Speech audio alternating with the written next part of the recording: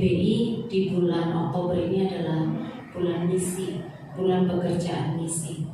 Dan saya percaya sebenarnya bukan berarti bulan lain kita tidak perlu mengerjakan pekerjaan misi, akan tetapi ini satu momentum yang mengingatkan kita bahwa setiap kita harus benar-benar punya hati misi. Setiap kita harus benar-benar mengerjakan pekerjaan misi karena ini hati Tuhan sendiri. Kenapa ini kita bisa bilang bahwa ini adalah hati Tuhan sendiri?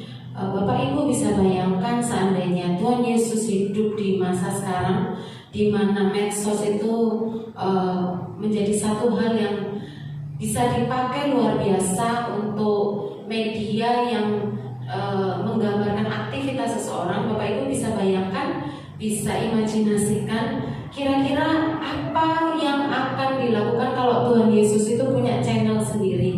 Kira-kira tontonan apa yang akan diperhadapkan kepada kita ketika misalnya Tuhan Yesus punya channel YouTube sendiri, atau mungkin Tuhan Yesus punya channel Facebook sendiri, atau mungkin Tuhan Yesus punya akun Instagram sendiri. Saya percaya kalau kita lihat di kisah para rasul, kita lihat di kitab Injil, mulai dari Injil Matius sampai Yohanes, semuanya didominasi dengan kisah-kisah bagaimana Tuhan Yesus pergi dari satu tempat ke tempat yang lain bersama dengan murid-muridnya, mengajar orang, mengingatkan orang untuk bertobat, menyembuhkan orang, membangkitkan orang mati, melakukan banyak hal. Bahkan di Yohanes 21 ayat 25 dikatakan seperti apa?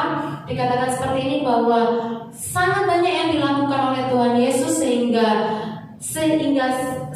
seandainya semuanya itu dituliskan, maka kitab-kitab di dunia ini tidak akan mampu untuk menampungnya karena saking banyaknya. Dan saya sangat percaya bahwa apa yang dilakukan itu semua adalah satu pekerjaan yang berhubungan dengan memberitakan berita Injil, dan satu pekerjaan yang dilakukan untuk menolong orang banyak supaya mereka mengenal kebaikan Tuhan. Bapak Ibu, mari kita lihat satu ayat firman Tuhan yang sudah sangat kita hafal sekali setiap hari raya Pentakosta. Kita sering membacanya, Kisah Para Rasul 1 ayat 8. Tetapi kamu akan menerima kuasa kalau Roh Kudus turun ke atas kamu, dan kamu akan menjadi saksiku di Yerusalem dan di seluruh Yudea dan Samaria dan sampai ke ujung bumi. Bapak Ibu, kata kuasa di sini yang dimaksudkan adalah bukan hanya sekedar satu kuasa yang memampukan kita untuk bisa melakukan hal-hal supernatural, tapi ini benar-benar kuasa, kekuatan, kemampuan, kekuatan secara fisik, kesehatan, kemampuan untuk menanggung capeknya, lelahnya, jerih lelahnya secara fisik.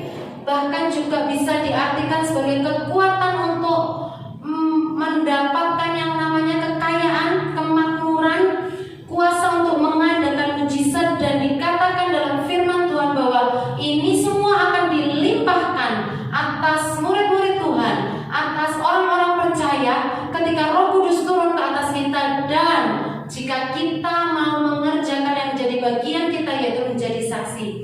Bapak Ibu mungkin bisa bayangkan, kalau Bapak Ibu punya orang tua setengah baya atau kakek nenek setengah baya, kira-kira kalau di hari ulang tahunnya Bapak Ibu ingin membelikan dia handphone, kira-kira Bapak Ibu akan belikan handphone yang sangat canggih kah? iPhone yang sekelas apa? Atau yang penting cukuplah untuk telepon dan SMS dan WhatsApp. Kalau Bapak Ibu belikan dengan nekatnya membelikan handphone yang sangat canggih, dengan kemampuan kecepatan yang luar biasa, bisa aplikasi ini dan itu, saya percaya handphone itu menjadi sangat tidak berguna. Kenapa? Karena yang dipakai hanya aplikasi-aplikasi yang standar, yaitu telepon dan menggunakan SMS dan paling WhatsApp. Sama dengan kuasa itu Bapak Ibu.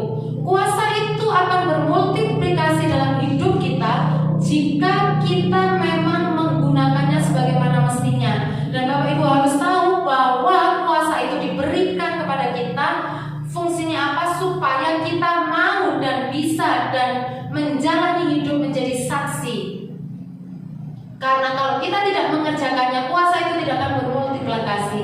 Buat apa dikasih kuasa sebesar itu jika kita tidak menggunakannya? Tapi yang ajaib, ketika kita menggunakan kuasa itu, maka kekuatan secara fisik itu, Bapak Ibu bisa bayangkan kalau dikisahkan satu kali Tuhan Yesus dikatakan habis dari seberang. Dia lihat ada orang-orang yang sedang berkumpul sekian banyaknya, minimal ada 5.000. Dia ngajar, gak cuma pengajaran 1 jam 2 jam, dia ngajar seharian sampai malam dikatakan. Bapak Ibu bisa bayangkan itu capek sekali, sangat capek Bapak Ibu. Kita ngomong 1 jam 2 jam aja udah lumayan menguras tenaga, apalagi ini ngomong di outdoor. Namanya kalau orang umum itu udah pasti masuk angin, meriang dan sebagainya, dan mereka tidak sempat makan. Berhentikah sampai di situ Tuhan Yesus menghentikan pelayanannya di hari itu? Tidak.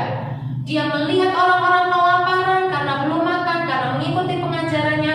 Tuhan Yesus bilang apa kepada murid-muridnya? Adakah di antaramu makanan? Murid-muridnya berpikir pendek seperti saya. Ya udahlah Tuhan, suruh mereka pulang beli masing-masing. Tapi Tuhan Yesus bilang apa? Tidak. Kita harus memberi mereka makan. Mengkoordinir 5.000 orang minimal bersama dengan istri dan anaknya di hari yang sudah malam, setelah melakukan pelayanan sedemikian rupa, itu bukan hal yang mudah. Itu hal yang sangat capek, memakan tenaga.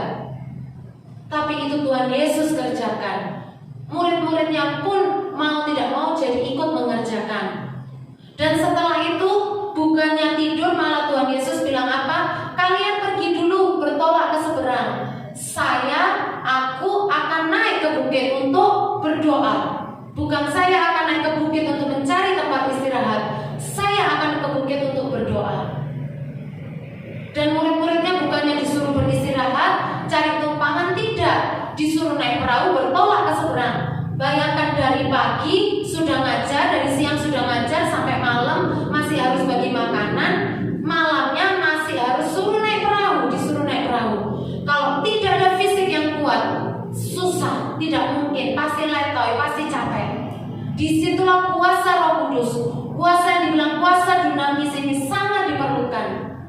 Kuasa yang akan bermultiplikasi dalam kehidupan kita ketika kita mengerjakan pekerjaan misi, ketika kita mengerjakan pekerjaan amanat agung. Bapak Ibu, firman mengatakan apa tadi? Kita akan menjadi saksi. Apa itu saksi? Seperti apa itu saksi? Matius 16 ayat 15 mengatakan bahwa menjadi saksi itu memberitakan Injil. Jadi bagaimana caranya memberitakan Injil?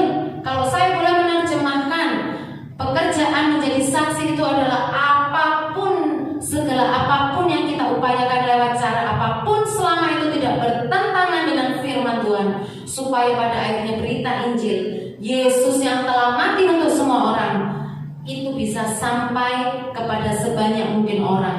Dan yang kedua, misi adalah segala upaya yang kita lakukan untuk menolong orang sehingga orang bisa merasakan kebaikan Tuhan. Konkretnya seperti apa? Matius 25 ayat 35 sampai 36 berkata seperti apa? Matius 25 ayat 35 sampai 36. Sebab ketika aku lapar, kamu memberi aku makan. Dikatakan apa? Ketika aku lapar, kamu memberi aku makan. Siapa yang harus diberi makan? Orang yang lapar. Orang yang kenyang perlu diberi makan. Itu sudah bukan lagi menjadi target misi kita. Orang yang kenyang sudah seharusnya mulai memikirkan bagaimana memberi makan. Dikatakan apa lagi? Memberi minum orang yang haus. Lalu dikatakan apa lagi? Memberi tumpangan sama orang yang asing. Tidak mudah loh kalau kita punya rumah pribadi dan kita pakai rumah untuk menampung orang-orang yang gak jelas, orang-orang badannya kotor, orang-orang penyakitan. Saya sendiri belum berani menampung orang-orang, misalkan orang-orang gila, bayi-bayi yang ditinggal mama papanya di panti asuhan, itu ya. Tapi pekerjaan misi mengingatkan kita seperti ini. Saya nggak bisa kasih makan orang yang ada di Papua, tapi saya punya teman yang ada di Papua dan sedang mengerjakan misi ini untuk kasih makan orang yang ada di Papua. Maka bagian saya, uang saya yang pergi ke sana. Saya nggak punya uang 50.000 Bapak Ibu, 50.000 sebulan.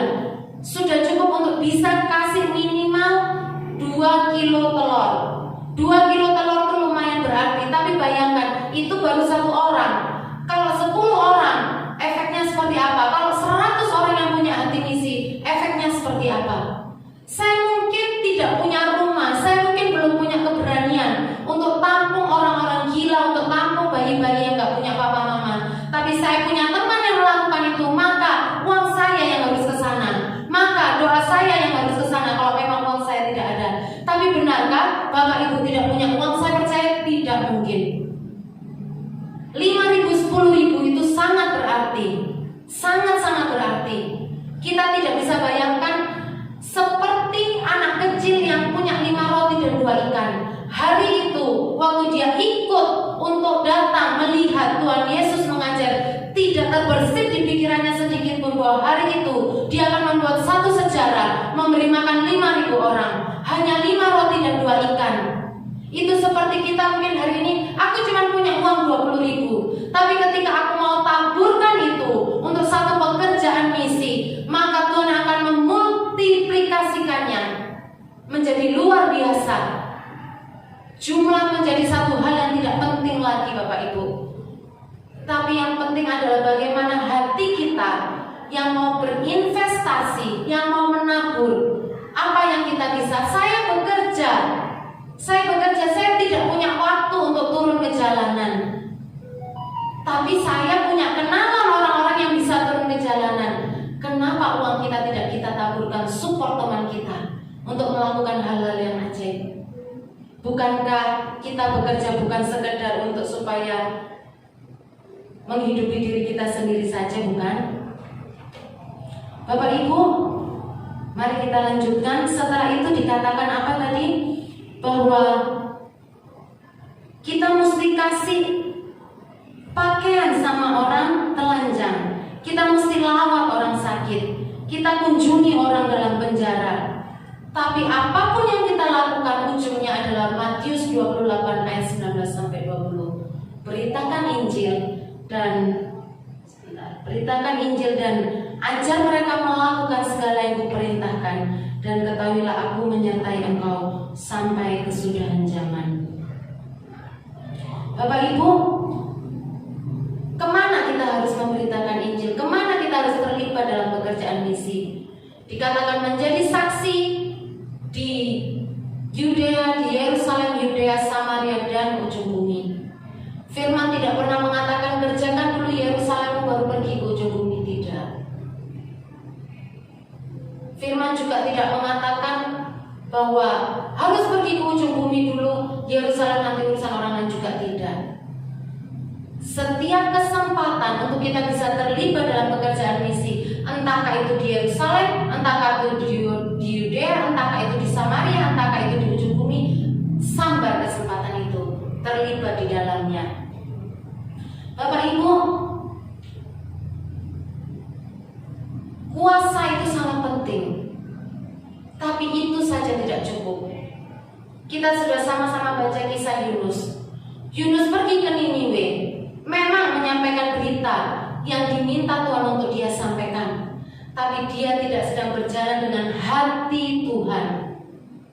Penting sekali punya hati Tuhan ketika kita mengerjakan amanat agung, ketika kita mengerjakan misi.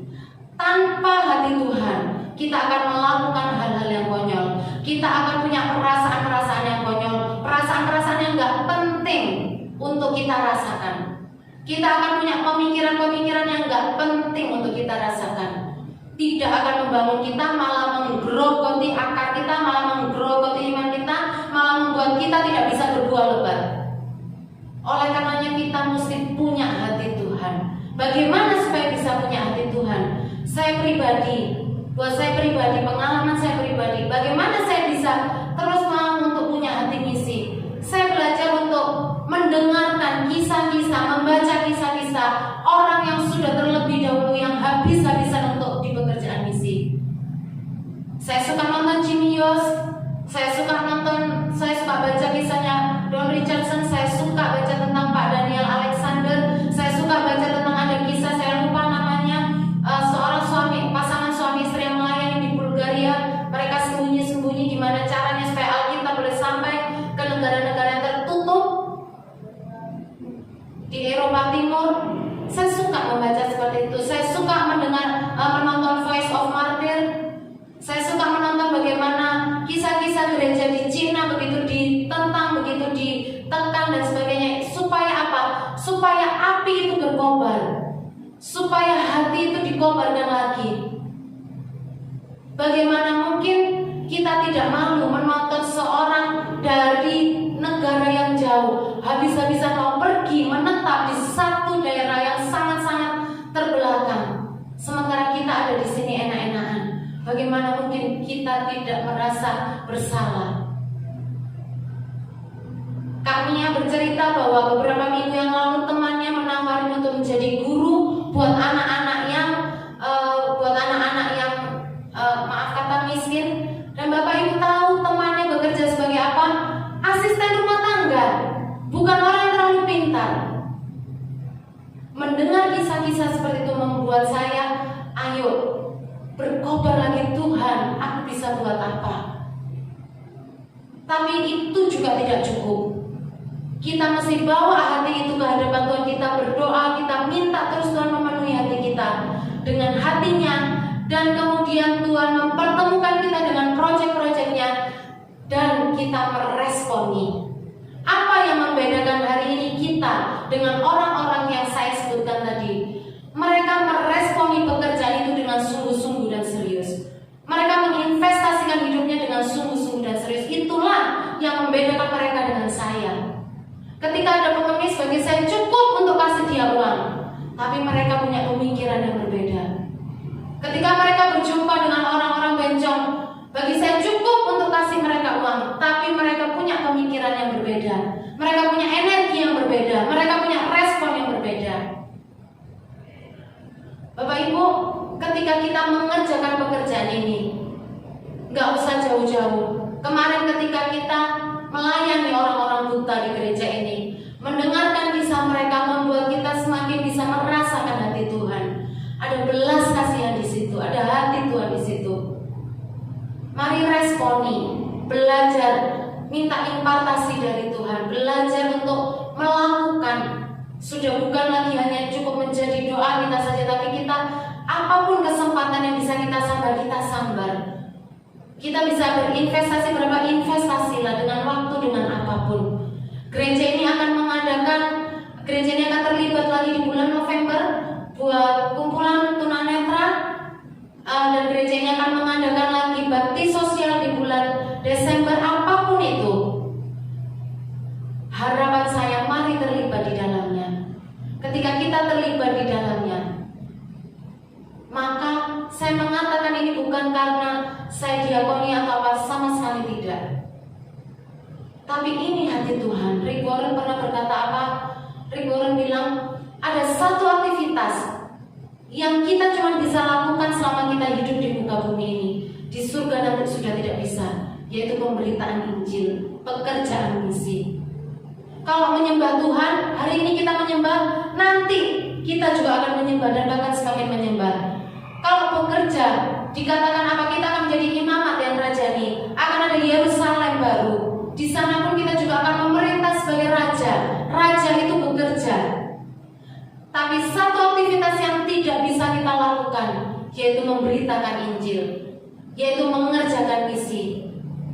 Maka hari ini ayo terlibat dalam pekerjaan misi, apapun itu bentuknya. Biarlah nama Tuhan dimuliakan. Kerjakan sampai akhir hidup kita.